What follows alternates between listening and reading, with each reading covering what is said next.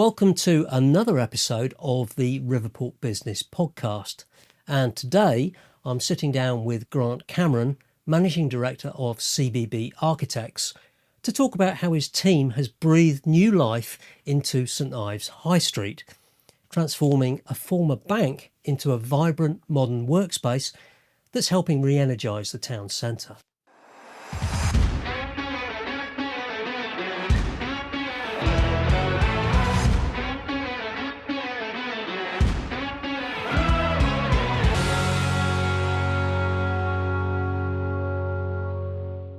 So, Grant. Yes. Want to introduce yourself? Tell us who you are and what you do. Yeah, so my name's Grant from CBB Architects, architect practice in St Ives. So we do a mixture of commercial, residential and heritage projects. So we're based on Market Hill, which we've recently gone into in the last kind of 6 months. And you bought a bank? Yes, a bank. So yeah, when we was looking for premises, we did the typical thing of, we was looking at kind of like WeWorks and places like that and sort of shared spaces. And as an architect practice, you want something which says a little bit about yourself. And we had the opportunity of this place right next to Tom's Cafe, great location, high street location.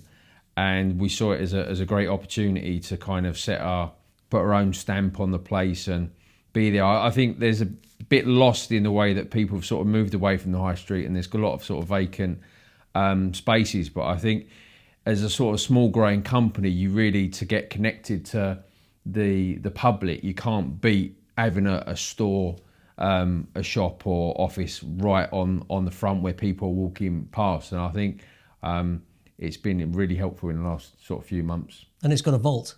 Yes, the vault. So the bank left us the vault. We kind of scratched our heads and thought, what do we do with this thing?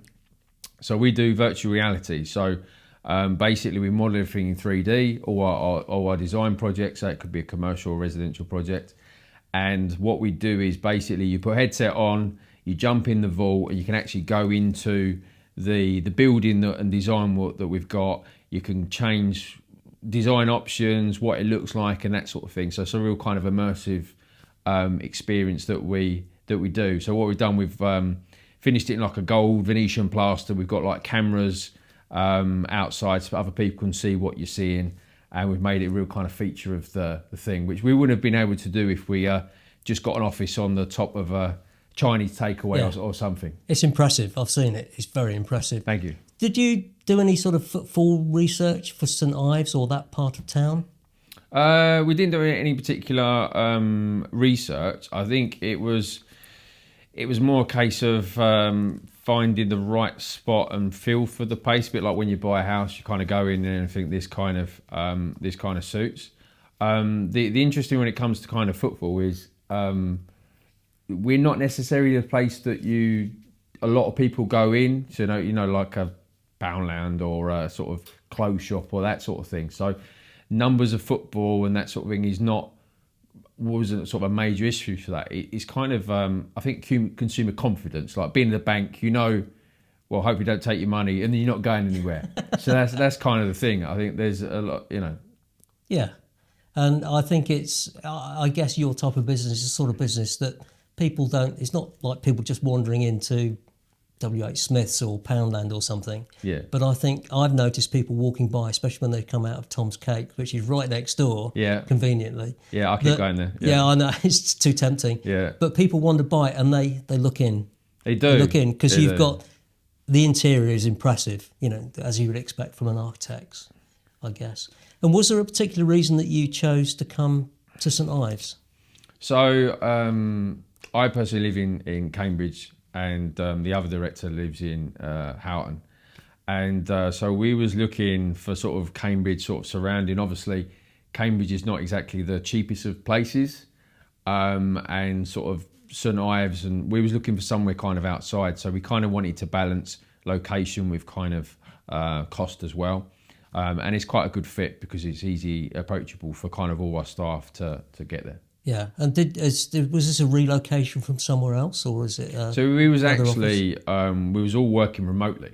Okay. So we went through the stage of, we had kind of COVID, and everyone knows about that, and now it's a distant memory. and everyone was kind of working remotely. We was doing projects everywhere, and we kept putting off getting our own place simply as it was so hard to find somewhere.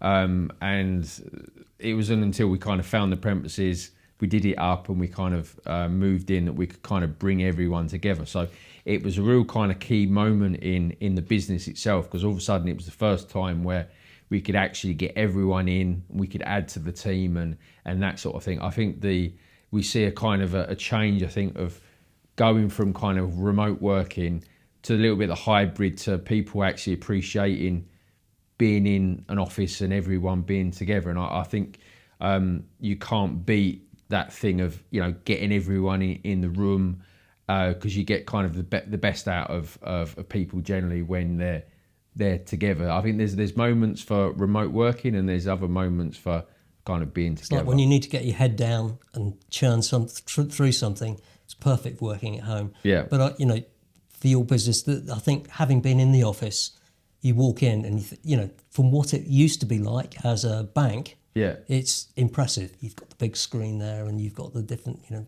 rolling sort of videos of things that are going on. It really is very good.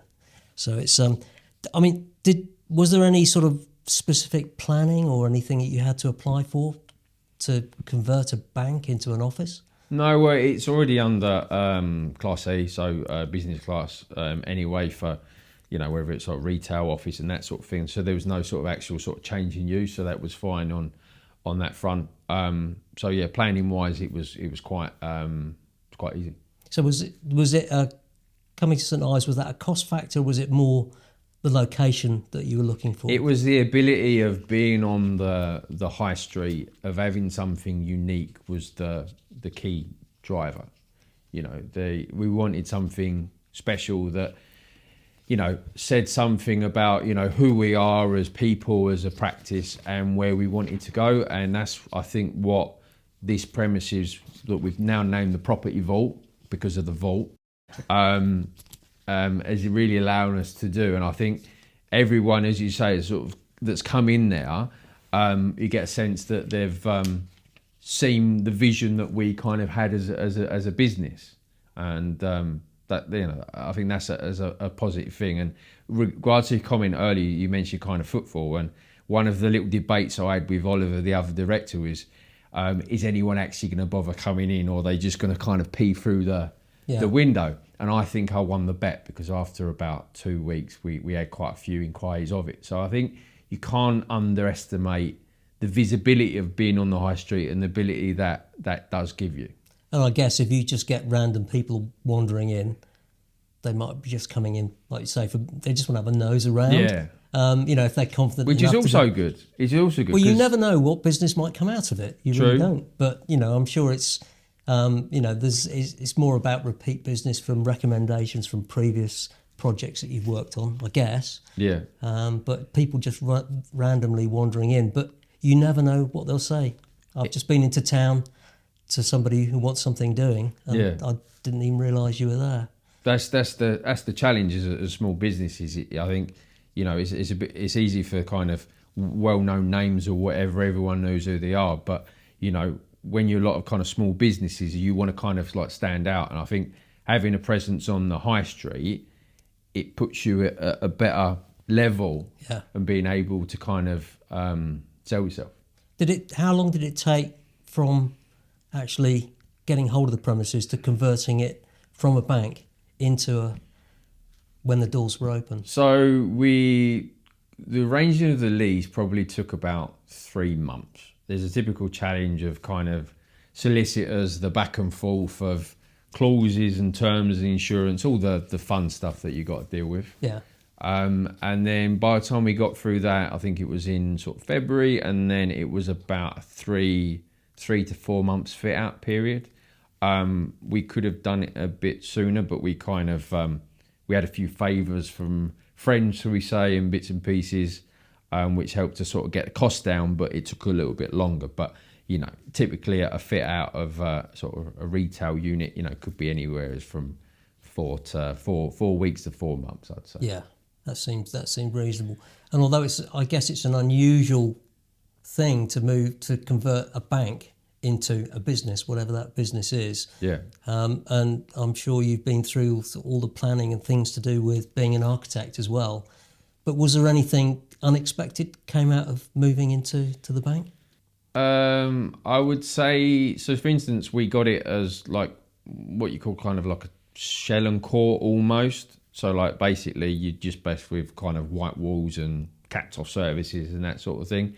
We had an instance where they did do some of the wiring and there was some services and bits and pieces in. So you can't obviously guarantee the work that's kind of been done. So you've always got that kind of crossover between what's been done previous and what you're taking on and making sure it sort of complies.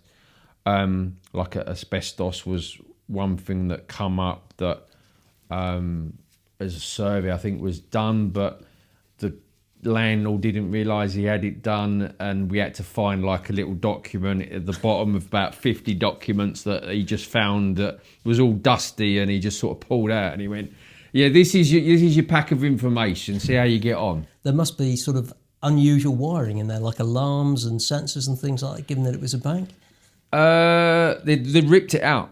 Okay. So it was all just kind of new stuff for where they were wanting to put like new lights and that sort of thing. So I did check the vault. There was no money, and I did check several times. So have you checked behind all the brickwork that there's no secret bars of gold or anything like that? I haven't checked there yet, but after this, I think I'll have to go back and see if I can find it. It just occurred to me as you were talking. I think that could be quite interesting. You never know.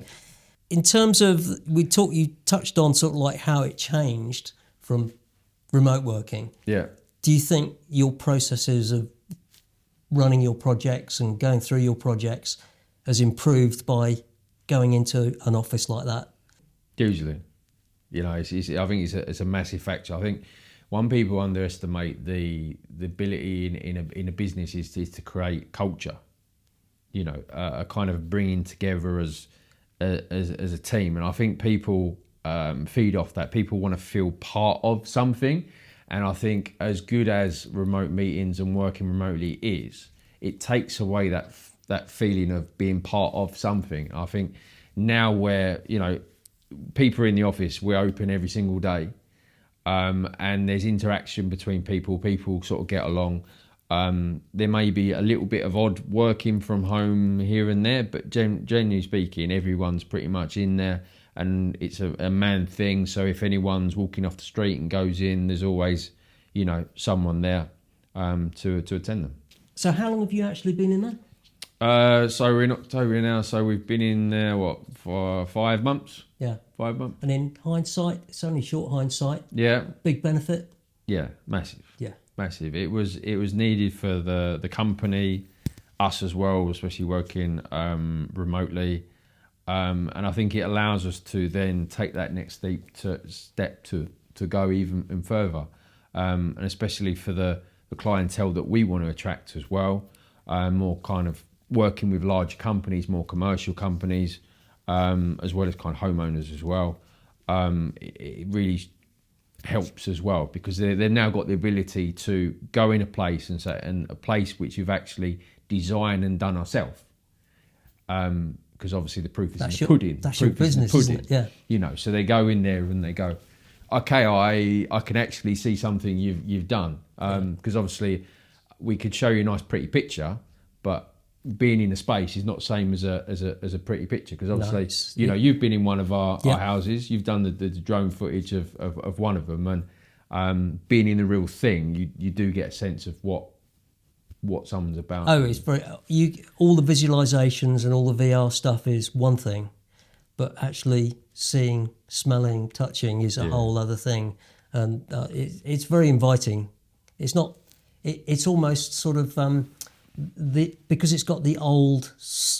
Because I remember it as a bank. It still looks like a bank sort of from the outside, but as that transition to something which is a more modern, clean office space inside, with all the tack that you've got in there as well. I think it's fantastic. We've tried to mix in some different materials, and so we've got kind of the polished metal finishes, and we've put in kind of the cork. We've used some brand colours and that sort of thing. So we've tried to make it a fun sort of space as well. And we've got kind of like a library in there. So it's a real hub for going back to staff again, it's a real hub for learning as well. So it's about, obviously, your business is also your team. So it allows the team to come in to obviously serve everyone, and also to really learn as well and develop as people and as a company. So it's a congenial sort of thing. So if you were recommending moving into high street premises for another business? Yeah, definitely.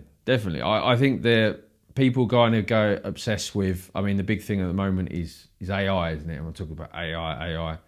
And then people think about kind of website, Google, And I think in many ways, the more it goes one way, you forget that actually you got where we was many years ago, and good old fashioned meeting someone, shake of a hand, seeing a physical person, because it's wherever business I think we're in, whatever you're selling, it's really about people and relationships and that kind of human contact. And I think having something physical present on a kind of busy high street really allows to enhance that interaction, which you wouldn't get from jumping on someone's website. And I think people feel more comfortable purchasing and spending money with someone that they can physically see. It's a trust thing. Trust, yeah. Yeah, familiar face, trust, shake of the hand. Yeah. It's quite old school stuff, but I think it's a really It'll important always thing. be a. It'll always be a. Yeah, and I think because of the decline, we've got a few empty shops in St Ives, and you've got another bank up the road which is closed as well.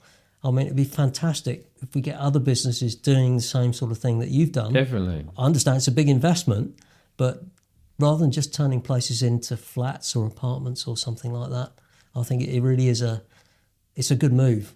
And there's so much, they're really beautiful buildings as well. Yeah. There's a lot of interest, and I think it makes it a lot easier to, again, like I said before, creating something unique, special, your business. And you're right, it is an initial investment, and it may be a little bit scary, but I think when you kind of start or take on a business or whatever, you understand that there's always kind of a bit of a risk, and sometimes in business you have to push yourself a little bit further and you have to believe in yourself to know that vision, to be able to go, do you know what, this is going to take us where we want to be.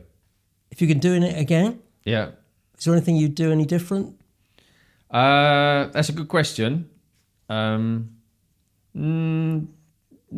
really. I mean, I think it, from our standpoint, it's early days yet. Yeah, it's early days. I think the key thing is, when talking about sort of we do anything different, I mean, spatially, all the spaces are kind of working as we kind of intended, and the look and style of everything, I think, is kind of where we want it to be.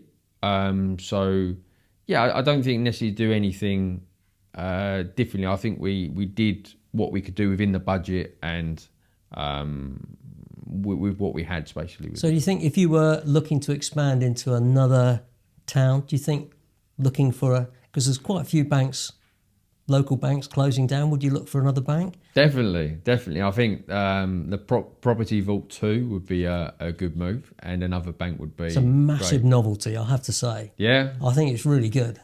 Grant, it's been fantastic chatting to you about your new property, and I have to say, I think it's absolutely fantastic that you're injecting new life and energy into the town centre. A big thanks to Grant for joining me and sharing that brilliant story of how an old HSBC building found a new purpose.